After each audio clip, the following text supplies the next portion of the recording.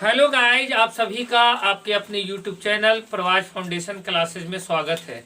तो गाइज आज का सेशन शुरू करते हैं। आज का सेशन जो मैं आपको बताने जा रहा हूँ वो ये है एडवांस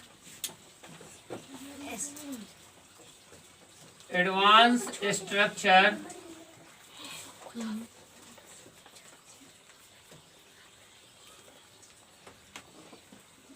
यूज ऑफ वाइल।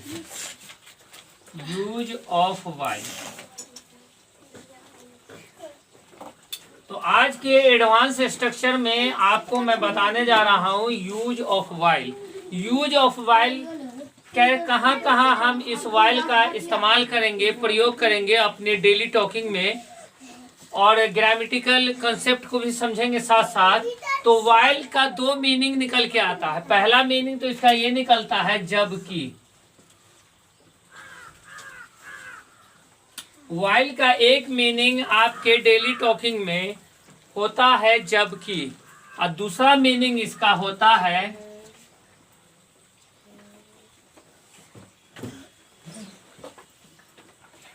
करते करते या करते हुए। तो दो मीनिंग होता है। एक इसका वाइल का मीनिंग होता है जबकि, और दूसरा मीनिंग इसका निकलता है करते करते या करते हुए। तो हम अपने डेली टॉकिंग में दोनों तरीके से इसका यूज कर सकते हैं, और हम अपने इंग्लिश टॉकिंग को और ज़्यादा से ज़्यादा इम्प्रूव कर सकते हैं, फ्लुएंट कर सकते हैं, शार्प कर सकते हैं। तो पहला जो है जबकि, इसे हम एक एग्जाम्पल के थ्रू और अच्छे ढंग से समझेंगे। तो यहाँ है एग्जाम्पल में, देखें आप। एग्जाम्पल से पहले आप इसका स्ट्रक्चर देख लें कि कैसे बनेगा। ये इसका क्या स्ट्रक्चर होगा। तो इसका स्ट्रक्चर होगा सबसे पहले एनी सेंटेंस, यानी कि कोई भी आपका सेंटेंस होगा, और उसके बाद आप यूज करेंगे वाइल का, और उसके बाद आप फिर यूज करेंगे सेंटेंस का। तो सबसे पहले आप एनी सेंटेंस, किसी भी टाइम एंड टेंस का आप यहाँ पे सेंटेंस यूज कर सकते हैं, और उसके बाद आपको यूज करना है वाइल का, और उसके बाद फिर एनी सेंटेंस, कोई भी सेंटेंस का फिर यूज कर सकते हैं। तो यहाँ एग्जाम्पल देखें आप। एग्जाम्पल जो है यहाँ, हम पढ़ा रहे हैं, बी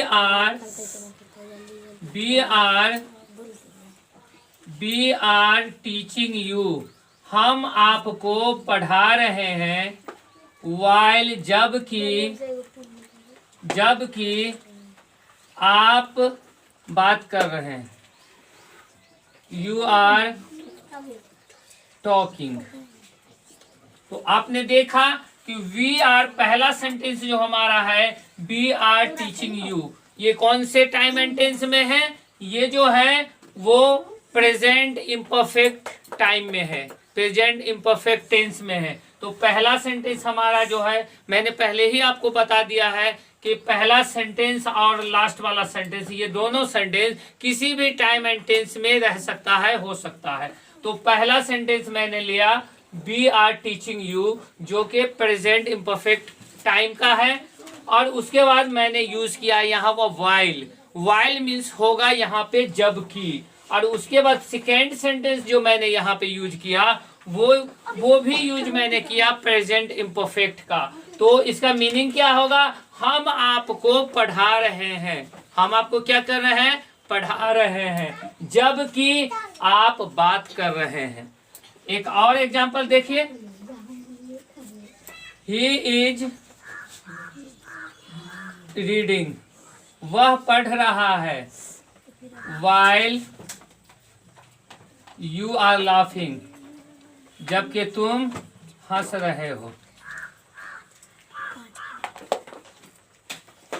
ही इज रीडिंग, वह पढ़ रहा है, वाइल जबकि यू आर लाफिंग, तुम हंस रहे हो। तो आप अच्छे से इस कंसेप्ट को समझ गए होंगे कि वाइल मीन्स होता है जबकि, लेकिन जबकि के सेंस में हमको यूज करना है, किसी भी सेंटेंस को बोलना है या किसी भी सेंटेंस को बनाना है, तो सबसे पहले मैं दूंगा सब सेंटेंस, फिर वाइल, फिर अदर सेंटेंस। तो दो सेंटेंस के बीच में हम वाइल का यूज करेंगे, दो सेंटेंस के बीच में हम वाइल का यूज करेंगे, और ये दोनों सेंटेंस किसी भी टाइम एंड टेंस में हो सकता है। यहाँ कोई कंफ्यूजन आपको नहीं रहनी चाहिए। और वाइल का मीन्स होगा जबकि। अब हम समझेंगे करते करते या करते हुए। तो इसका सबसे पहले हम स्ट्रक्चर समझते हैं कि इसका स्ट्रक्चर कैसा होगा। तो इसका स्ट्रक्चर होगा, सबसे पहले हम क्या करेंगे, वाइल यूज करेंगे, सबसे पहले वाइल ही यूज करेंगे। उसके बाद वर्ब का चौथा रूप यूज करेंगे, और उसके बाद हम क्या करेंगे, सेंटेंस का यूज करेंगे।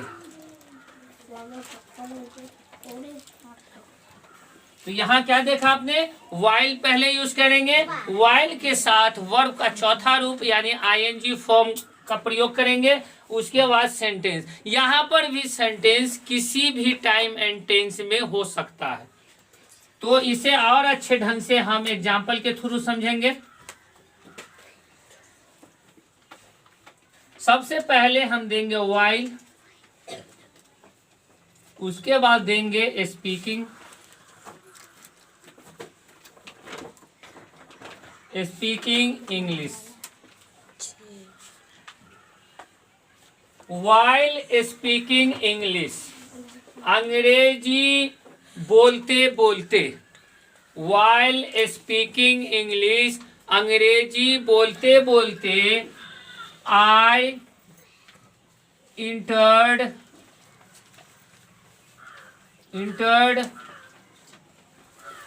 into the office, अंग्रेजी बोलते बोलते मैं दाखिल हुआ कहाँ, ऑफिस, कार्यालय में। दूसरा एग्जांपल देखो, while स्लीपिंग, सोते सोते, शी इज रीडिंग, सोते सोते वह पढ़ रही है। while sleeping she is reading, वह सोते सोते पढ़ रही है। तो देखा आपने कि पहला स्ट्रक्चर सेंटेंस वाइल सेंटेंस, और दूसरा स्ट्रक्चर आपका है while V4 a sentence. V4 क्या होता है, वर्ब का चौथा रूप, यानी वर्ब में हम मेन वर्ब के में हम आईएनजी ऐड कर देते हैं, तो वो वर्ब का जो फॉर्म होता है वो आईएनजी फॉर्म होता है, और वो आईएनजी फॉर्म जो होता है वो वर्ब का चौथा रूप होता है। तो thanks for watching this video.